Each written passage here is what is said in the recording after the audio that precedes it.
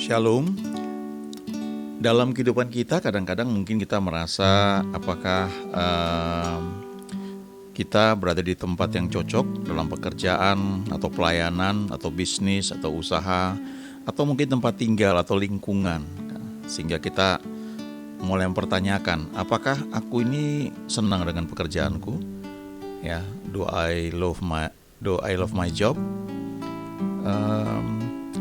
Banyak buku-buku yang sekarang mengajarkan kepada kita untuk menemukan alasan ketika kita melakukan sesuatu, ya, finding the why we do something, ya.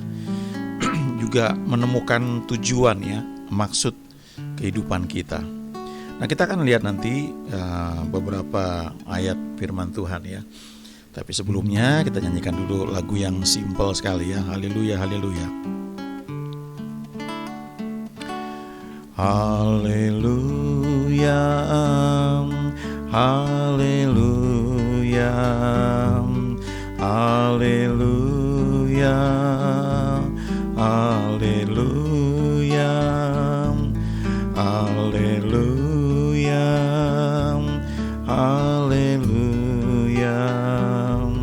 haleluya, haleluya, haleluya.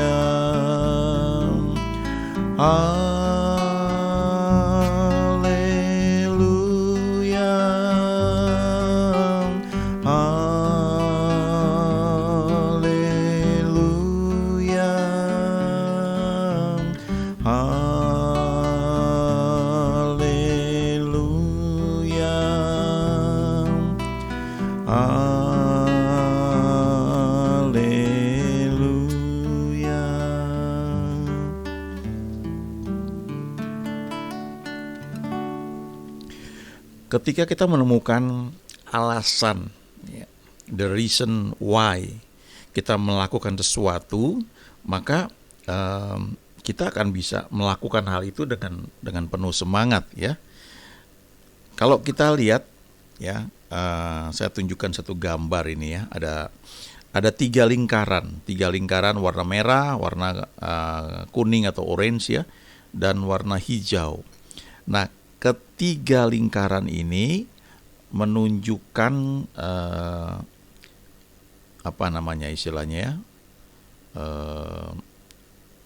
kaitan, ya. Yang lingkaran pertama yang merah tuh passion, ya. Passion tuh artinya minat, ya, atau interest kita, ya. Kita punya sesuatu yang kita sukai. Lalu yang warna kuning itu profisiensi. Profisiensi itu sesuatu yang berhubungan dengan profesi kita, atau keahlian, atau skill kita, ya, atau bakat kita, talenta kita. Lalu yang warna hijau itu profitnya. Profit, ya, keuntungan, ya, keuntungan menyangkut uang, menyangkut penghasilan. Jadi ini ada 3P istilahnya. 3P digambarkan dalam 3 lingkaran. P yang pertama passion, warna merah, itu adalah minat, semangat, ya, atau sesuatu yang kita sukai. Yang warna kuning adalah profisiensi, atau itu menyangkut skill, ya, kemampuan, keahlian, bakat kita, talenta kita. Lalu yang warna hijau adalah profit, ya, keuntungan atau penghasilan, atau sesuatu yang mendatangkan keuangan buat kita, ya. Nah, kalau kita lihat irisan antara yang warna merah dengan warna hijau itu, ya, jadi warna abu-abu antara passion dengan profit itu failure. Artinya gini, kita punya semangat, ya, punya gairah, kita suka untuk melakukan sesuatu, ya. Lalu sesuatu yang kita sukai itu beririsan dengan sesuatu yang menghasilkan uang, ya, profit. Tapi kita nggak punya skillnya, ya, maka hasilnya tuh failure, ya, failure, kegagalan. Saya dulu punya teman waktu SMA, Dia pengen masuk jurusan elektro katanya. Kenapa? Karena dia suka katanya lihat elektronik, tapi dia nggak ngerti apa yang dia suka itu. Dia pikir itu kayak pasang Lego gitu ya, tinggal dipasang, pasang transistor, pasang apa. Zaman sekarang udah canggih sekali.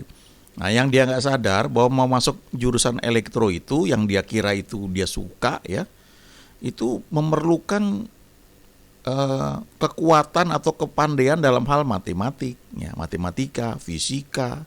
Fisikanya bukan fisika mekanika ya, tapi fisika yang menyangkut arus listrik. Ya. Saya dulu juga cukup suka, tapi pada titik tertentu saya merasa saya nggak gitu kuat di fisika elektronik ya. Saya kuat di fisika mekanika ya. Nah, kalau kita punya punya keinginan, punya gairah ya, punya hobi misalnya, lalu ada kesempatan untuk bisa kita menghasilkan uang dari hobi itu, tapi kita nggak punya skillnya, maka yang adalah kegagalan. Nah, berikutnya irisan antara profit dengan profisiensi ini ya, skill dengan keuangan ya, dengan penghasilan. Hasilnya tuh warna hijau ya, hijau yang tadi itu biru, hijau agak kebiruan, ini hijau ya. Itu adalah boredom. Apa tuh boredomnya? Bosan, kebosanan ya.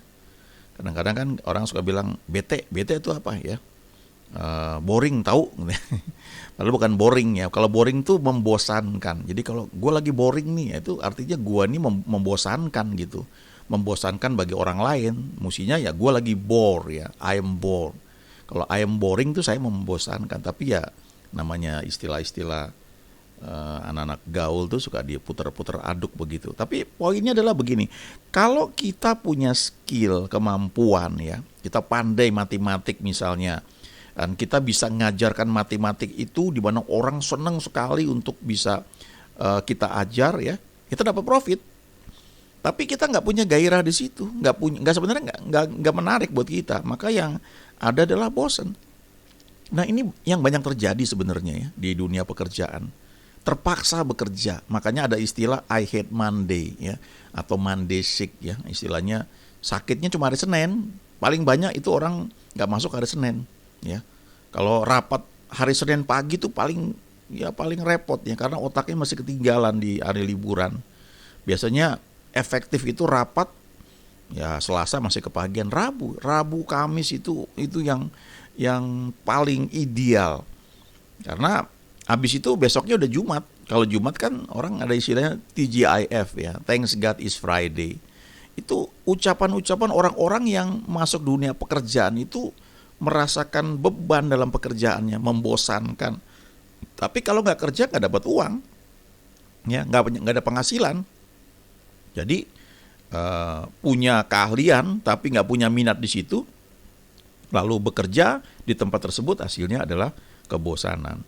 Lalu irisan antara passion dengan profisiensi ya, passion itu gairah, minat, dengan profisiensi dengan skill kita ya, itu hasilnya adalah hobi ya. Saya suka main gitar, saya latihan ya, saya punya skill di situ, saya juga menikmati, itu jadi hobi. Nah, tapi kalau itu nggak menghasilkan uang, itu cuma hobi aja ya. Yang paling ideal itu adalah irisan yang di tengah-tengahnya antara passion, profisiensi dan profit. Jadi kita punya minat di situ, kita punya skill di situ, dan itu menghasilkan uang. Ya.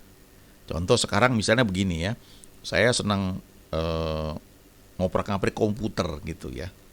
Lalu itu gairah saya di situ. Lalu saya punya fasilitasnya, saya bisa pakai terus gitu. Lalu ternyata ketemu orang yang membutuhkan keahlian saya. Jadi saya menikmati sebagai hobi, saya menikmati itu juga sebagai penghasilan. Istilahnya nafas pun menghasilkan uang. Ini idealnya di sini, satisfaction. Kalau kita bisa bekerja atau pelayanan atau bisnis kita ada di situ, wah itu nikmat sekali ya. Saya melihat beberapa orang yang ketemu di situ ya. Nggak kenal langsung, tapi setelah saya baca dari tulisan yang mereka buat itu, kelihatan orang ini enjoy. Memang ada masa perjuangan sebelumnya, tapi sekarang dalam posisi yang dia sangat enjoy. Ya, dia menikmati skill dia itu, dia punya minat di situ, dan itu menghasilkan uang yang sangat-sangat besar. Nah, kita lihat slide berikutnya ya. Nah, passion, proficiency atau skills, dan profitability atau kesempatan bekerja, peluang usaha, peluang di mana kita bisa bekerja ya. Nah, ada yang mendefinisikan passion itu gairah ya, minat, kemudian ada proficiency atau skill, kemampuan kita, lalu ada profitability ya, kesempatan bekerja, dan di tengah-tengahnya itu yang tadi gambar pertama saya sebut satisfaction. Tapi di bagian tengah ini sekarang disebut sebagai calling atau panggilan. Nah, ini yang sebenarnya harus kita kejar. Ada buku yang ditulis oleh hamba Tuhan namanya Rick Warren, pendeta yang menulis buku yang sekian tahun lalu itu menjadi bestseller luar biasa. Sampai dikatakan pada masa itu buku ini dibaca oleh lebih banyak orang dibandingkan orang yang baca buku Harry Potter. Karena sebelumnya Harry Potter tuh buku yang paling banyak katanya dibaca orang, tapi Purpose Driven Life itu sempat pada masa itu dibaca oleh banyak orang, tidak hanya orang Kristen ya. Padahal isinya tuh ayat Alkitab semua dengan berbagai terjemahan. Nah, buku ini membahas bahwa kita ini nggak sekedar ada ya, kita nggak sekedar eksis di dunia ini ya. Kita tuh ada peran kita yang dibutuhkan di dunia ini. Nah, buku ini membahas bagaimana kita itu menemukan kehidupan yang ditarik oleh tujuannya, purpose driven life, kehidupan yang digerakkan oleh tujuan. Artinya kita tahu kita punya tujuan tuh apa.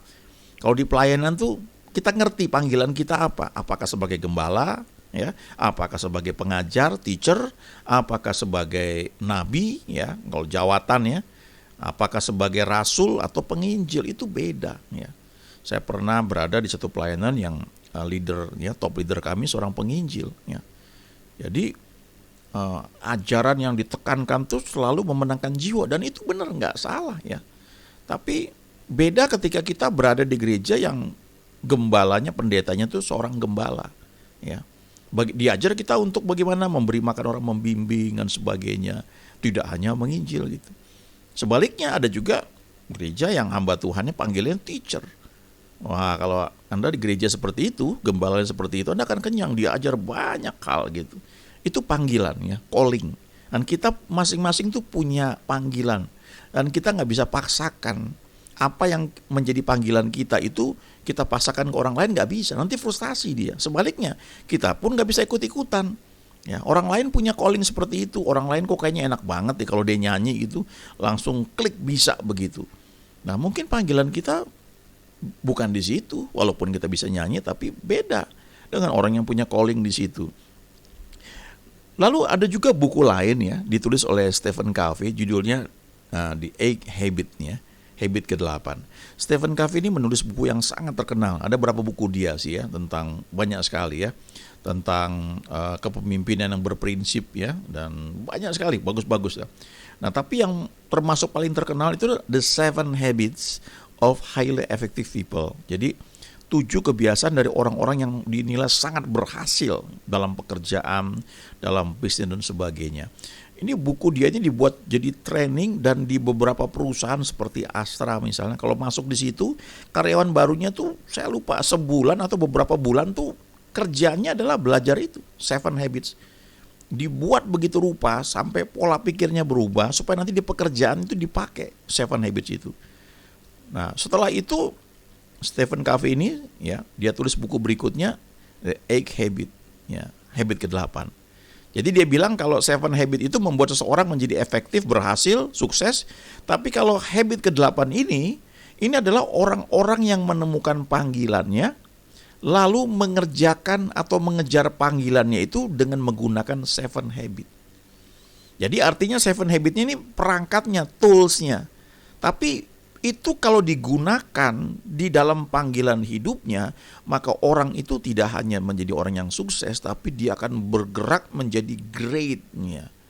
Jadi moving from effective to greatness ya, bergerak dari sekedar berhasil, sukses, tapi menjadi besar ya, menjadi mulia istilahnya. Dan dia ambil contoh misalnya Mother Teresa. Mother Teresa itu ketemu panggilannya. Nah, Stephen Covey itu bilang di buku dia itu, dia nggak bilang calling, dia bilang voice. Tiap orang tuh punya voice. Temukan voice kamu itu. Habit ke-8 itu adalah kita menemukan panggilan kita, lalu kita mengajak orang lain juga menemukan panggilannya itu apa. Jadi ini sebenarnya berbicara lebih dalam dari sekedar the right man on the right place ya. Ini bicara sangat detail ya, the right man on the right place, doing the right things ya, in the right time ya, in the right ways juga ya. Jadi ini bicara soal panggilan ya. Nah, Tuhan Yesus juga bilang di Injil bahwa kamu adalah garam dan terang dunia. Jadi harusnya kamu berada dimanapun ya, kamu tuh menjadi garam dan terang dunia. Mungkin pada awalnya kita belum ketemu ya, purpose kita tuh apa. Tapi sementara itu kita melakukan bagian kita supaya kita jadi garam dan jadi terang ya. Nah, kalau kita lihat ke Alkitab sekarang ya, kita perlu lihat di rencana Tuhan ya, God's plan, Roma 8 ayat 28 ya, di slide berikutnya ini kita lihat, kita tahu sekarang bahwa Allah turut bekerja dalam segala sesuatu untuk mendatangkan kebaikan bagi mereka yang mengasihi Dia, yaitu bagi mereka yang terpanggil sesuai dengan rencana Allah. Nah, ini jaminan ya, bahwa dalam situasi apapun yang kita rasa boring ya, nggak nyaman, bukan panggilan kita, tetap Tuhan itu bisa bekerja. Bahkan Dia turut bekerja dalam segala keadaan, termasuk dalam keadaan yang membosankan itu, dengan tujuan mendatangkan kebaikan. Tapi ada syaratnya. Yang pertama ya mengasihi Dia, yang kedua adalah mau ikut rencananya. Pasti Dia tuntun kita, nggak mungkin enggak. Kenapa? Karena di Efesus 2 ayat 10 dikatakan, kita ini buatan Allah. Kita diciptakan dalam Kristus Yesus untuk melakukan pekerjaan baik. Dan pekerjaan baik itu sudah dipersiapkan Allah sebelumnya. Dan tidak hanya itu, Tuhan mau supaya kita hidup di dalamnya. Jadi kan sebenarnya nyaman sekali ya. Sudah ada plannya, dan plannya itu baik pasti, sudah cocok buat kita karena Tuhan yang ngerti tentang kita, sudah dipersiapkan, dan Dia mau supaya kita mau bisa di situ. Nah, yang kita perlukan dari diri kita nih ya, sebenarnya cuma mau aja, kita mau, lalu belajar percaya. Lalu ikutin langkah-langkah yang Dia tetapkan. Nanti Dia bisa bawa kita untuk ketemu sekolah yang tepat, ketemu sekolah yang memberikan training yang tepat. Wah, nggak punya uangnya, tiba-tiba dapat beasiswa. Ya, tiba-tiba ada peluang pekerjaan, ditawarin magang. Ya, ada banyak cerita lah ya. Ada orang yang ya saya kenal ya, dia kuliah, lalu dosennya punya tetangga, butuh orang, lalu dosennya dikasih tahu sama tetangganya ini, ada nggak mahasiswamu yang mau kerja sini, magang. Nah, datanglah orang ini dan akhirnya peluang terbuka. Tapi nggak semalam jadinya itu. Ya, ada kesetiaan, dilakukan step by step, day by day, dilakukan terus. Nah, di Alkitab ada satu contoh yang bagus ya. Itu dari Daniel ya, kita bisa lihat di Daniel 1 ya, ayat 6. Kalau kita baca ini sejarahnya, ini Daniel ini termasuk tawanan ya. Tawanan yang dibawa ke Babel, kemudian dipilih orang-orang yang pinter untuk dilatih, ditraining, disekolahkan di Babel. Mereka mesti belajar bahasa tulisan orang Kasdim. Itu kalau disejajarkan ya paranormal. Ya, mereka mesti belajar hal-hal yang mungkin kita belum tentu mau ya. Tapi mereka tawanan, nggak punya pilihan. Saya suka menyebutkan nih, mereka mengalami force major ya. Keadaan memaksa mereka mesti ada di situ. Kayak sekarang nih kita menghadapi pandemi, ini force major ya. Banyak hal kita nggak bisa lakukan. Kita mau liburan ke luar negeri terhalang, tertunda. Mau sekolah di luar negeri, peluangnya masih tertutup karena masalah pandemi. Itu force major ya, di luar kekuatan kita. Hal-hal yang nggak bisa kita kendalikan sekalipun kita mungkin punya uang. Tetapi toh Tuhan tetap bekerja dalam segala keadaan, termasuk di dalam kehidupan orang-orang seperti Daniel yang adalah tawanan. Di Daniel 1 ayat 6 dikatakan di sini, ada Daniel, ada Hananya, ada Misael dan Azaria ya. Atau Daniel, Sadrah, Mesah, Abednego. Nah, kita bisa belajar apa yang Daniel lakukan dalam situasi yang nggak bisa dia lawan ya. Ada force major ya. Ada kejadian yang di luar kendali dia. Di ayat 8 dikatakan Daniel berketetapan untuk tidak menajiskan dirinya dengan santapan raja dan dengan anggur yang biasa diminum oleh raja. Jadi dia ambil keputusan bahwa sekalipun saya ini tawanan, saya terpaksa mesti sekolah di Babel, saya mesti belajar bahasa tulisan orang Kasdim, saya mesti dididik selama 3 tahun, dan kemudian saya harus bekerja pada raja orang kafir di Babel, yang mungkin banyak hal yang terjadi di luar aturan yang dia tahu, ya, sebagai orang yang memang dibesarkan dalam lingkungan yang taat, ya, dalam kepercayaan dalam agama mereka pada masa itu, agama Yahudi, ya. Nah, Daniel punya keputusan. Dia nggak mau menajiskan dirinya, dia mau hidup beda, ya, dia mau hidup berkenan kepada Tuhan. Dan kemudian dia kasih tahu, dimintanya lah kepada pemimpin pegawai istana itu supaya ia tak usah menajiskan dirinya. Lalu ayat 9, maka Allah mengaruniakan kepada Daniel kasih dan sayang dari pemimpin pegawai istana itu. Ini yang namanya favor. Kita perlu favor ini, ya. Favor ini yang membuat kita beda dengan orang lain. Baca kitab Maliaki pasal 3, pasal 4, kita akan lihat, ya, itu janji Tuhan. Kalau kita melayani dia, kita bergaul dengan dia, Tuhan bilang, aku akan membuat perbedaan antara orang-orang yang mengenal aku dan yang tidak. Itu favor, ya. Kita mungkin bekerja, atasan kita mungkin kepercayaannya beda dengan kita. Tapi Amsal 21 ayat 1 berkata, hati raja seperti batang air di tangan Tuhan, dialirkannya kemana ia ingini. Tuhan bisa buat itu menjadi kebaikan buat kita. Tuhan bisa membuat orang itu menjadi senang sama kita. Tentu kita nggak macam-macam, ya, kita lakukan dengan baik, tapi kita menikmati favor, menjadi favoritnya dia, ya. Dalam pekerjaan itu sangat-sangat diperlukan, ya, dalam setiap hal saya kira, ya, perlu favor. Nah, jadi kalau kita saat ini sedang mengalami situasi yang mungkin di pekerjaan kita nggak nyaman, ya, rasanya suntuk tuh pekerjaan, coba belajar untuk setia dulu, ya, lakukan bagian kita dan tetap ikuti tuntunan Tuhan. Pasti dia nuntun, nggak mungkin nggak, ya. Sekali lagi, kita hidup bukan sekedar ada, ya, bukan sekedar eksis, ya, tapi kita tuh menjadi somebody, ya, menjadi seseorang yang berdampak, ya, buat lingkungan kita. Kita menjadi garam, menjadi terang dunia, ya, bukan hidup bekerja sekedar supaya bisa makan, ya, dapat penghasilan, bawa pulang gaji, sekolahin anak-anak udah gede, lulus bekerja, habis itu anak-anak menikah, ya, anak-anak menikah habis itu apa? Kita punya cucu, ya, itu hal yang wajar, tapi nggak sekedar itu, ya, lebih dari itu. Ada satu calling yang Tuhan berikan dalam hidup kita, sehingga hidup kita itu berdampak bagi banyak orang. Nah, ada step-stepsnya yang bisa kita pelajari, ya. Kita bisa lihat di sini, ya, bagaimana Daniel 1 ayat 8 dikatakan Daniel berketetapan untuk tidak menajiskan dirinya. Itu step awal, ya. Dan ketika dia melakukan hal itu, ayat 9, Allah mengaruniakan kepada Daniel kasih dan sayang, ya. Diperlukan keputusan dari kita. Kita ini bukan robot. Keputusan free will itu ada pada kita.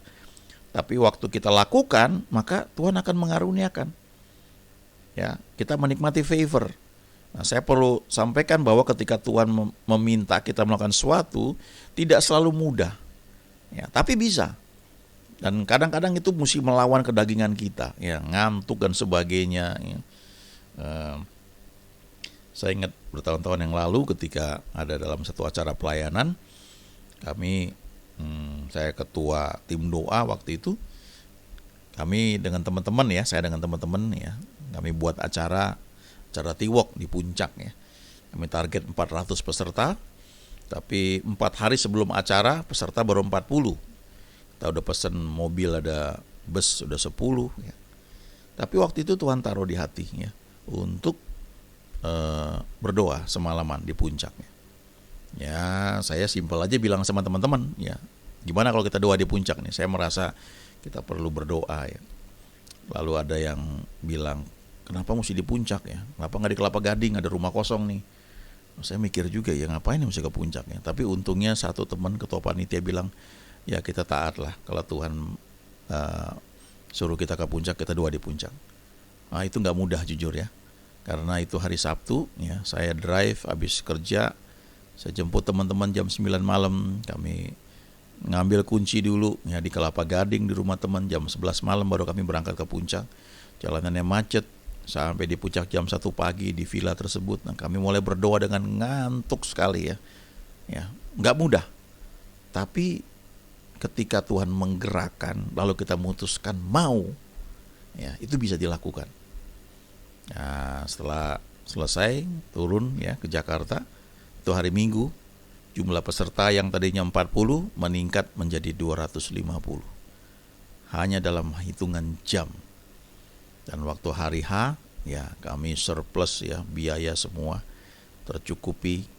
Nah, apa yang saya mau sampaikan dari sini ya, ketika kita berketetapan untuk melakukan firman Tuhan, kadang-kadang gak mudah ya, itu melawan kedagingan kita, tapi bisa dilakukan. Nah, kita mesti pisahkan antara ketidakmungkinan sama kemalasan. Kadang-kadang kemalasan itu menutupi pikiran kita. Oh, gak mungkin lah, gak bisa lah, kayak sebagainya. Ya, kita perlu belajar untuk melakukan bagian kita. Nah, kemudian Daniel setelah dia putuskan untuk tidak menajiskan dirinya, kalau kita pelajari kehidupan Daniel, dia punya jam doa dan itu biasa dilakukannya, menjadi habit. Sesuatu yang baik ini dilakukan menjadi habit dia. Ada buku yang baru keluar ini cukup banyak dibahas ya, Atomic Habits ya. Habit-habit kecil yang dirubah yang membuat kita itu menjadi efektif ya. Ada habit-habit yang perlu kita bangun. Ya, biasakan bangun on time pagi. Saya punya teman SMA yang kalau di grup itu tiap pagi udah langsung selamat pagi ya. Dia bilang jam 4, setengah 5, jam 5 dia udah duluan. Wah, rupanya dari sejak kecil kakeknya melatih dia untuk bangun pagi. Itu habit yang bagus. Nah, kita lihat urutannya, stepnya apa aja. Yang pertama decision, ya keputusan. Kita harus ngambil keputusan. Walaupun kita berada di tempat yang gak nyaman, di pekerjaan atau di pelayanan, di bisnis yang gak nyaman, tapi coba ambil keputusan yang kita tahu itu baik. Yang kemudian habis itu ya action. Ya, ada satu cerita, ada lima kodok ya, 5 katak di pinggir sungai, sedang mengamati aliran sungai. Lalu 3 katak memutuskan untuk melompat ke dalam sungai tersebut.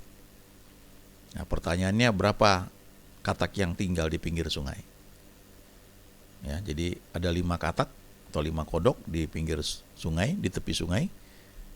3 katak memutuskan untuk melompat ke dalam sungai. Pertanyaannya, tinggal berapa katak di tepi sungai? Ya, ada yang menjawab ya 5 kurang 3 tinggal 2. Tapi jawaban yang benar ternyata ada 5, tetap 5. Kenapa? Karena yang 3 itu baru keputusan. Keputusan itu baru dalam hati. Itu perlu tindakan, perlu actionnya. Itu sama kayak iman tanpa perbuatan itu mati. Kalau kita putuskan saya mau mulai belajar bangun pagi, berdoa, itu baru keputusan. Nah, prakteknya kita mesti lakukan ya. Nah, kemudian ketika sudah kita lakukan, kita perlu mengulangnya, repetitive action, berulang. Kalau itu dilakukan berulang-ulang, itu menjadi habits. Nah, habits itu yang membentuk karakter kita.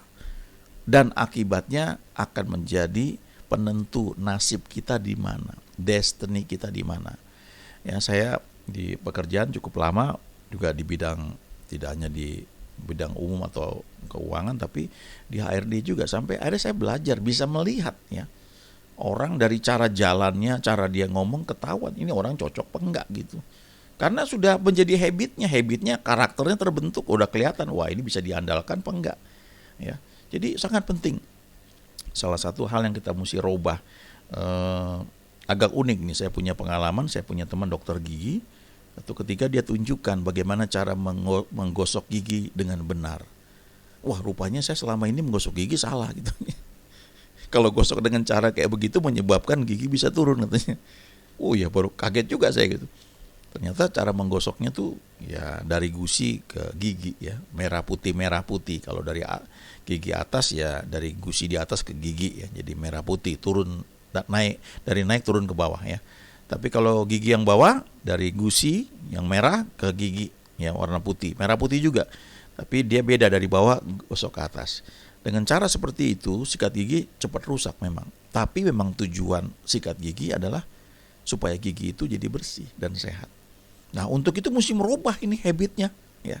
Dengan secara sadar merubah, lalu awalnya malas gitu. Tapi kalau kita mau gigi kita awet supaya nanti kalau Tuhan belum datang, usia 80, 90 masih bisa nikmati makanan yang lezat, ya, karena giginya lengkap semua. Itu kita mesti bentuk habit yang baik dari sekarang. Ya, habit itu membentuk karakter dan membuatnya jadi pemenang, ya. Saya dengar cerita Michael Jordan, ya. Ada yang menceritakan bahwa ini jago basket. Kalau dia shoot, ya, dia istilah shoot, tembak, yang lempar bola basket, mesti masuk. Nggak mesti masuk. Lalu dia jadi bintang iklan. Katanya awalnya dia lempar shoot itu bola, ya, bola basket gagal. Lalu setelah dia minum suplemen, dia shoot, dia berhasil. Nah, waktu dia shoot berhasil itu mudah. Tapi waktu dia shoot secara sengaja untuk gak masuk, itu susah. Karena habit dia adalah selalu kalau dia shoot pasti masuk. Ternyata pemenang juga begitu. Itu habit katanya. Jadi kalau orang sudah menjadi juara dari SD, itu menjadi satu kayak bagian dia. Ada hal-hal tertentu, bukan sekedar karena dia pinter, dia terlatih di situ. Nah, kita yang perlu belajar membentuk habit karakter itu dengan baik, sehingga kita punya destiny yang memang Tuhan tetapkan buat kita, ya. Percayalah, ya, Tuhan itu baik, dia selalu menyediakan yang terbaik buat kita, tapi tentu ada bagian yang perlu kita kerjakan. Nah, kalau kita hidup di situ, kita akan melihat bahwa memang God is good, ya, all the time. Amin.